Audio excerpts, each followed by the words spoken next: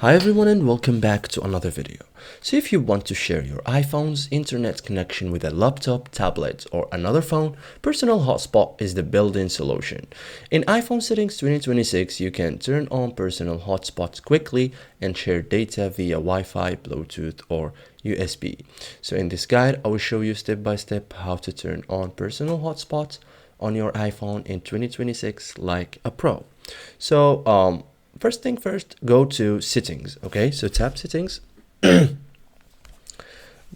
Look for personal hotspot. So scroll down until you find it. If you didn't find it here, you can type it on the search bar. Okay, personal hotspot, tap it. So if you don't see it, go to settings, cellular, and make sure cellular data is on, then return to personal hotspot. Okay, so toggle on allow others to join. Okay, your iPhone is now broadcasting a hotspot signal.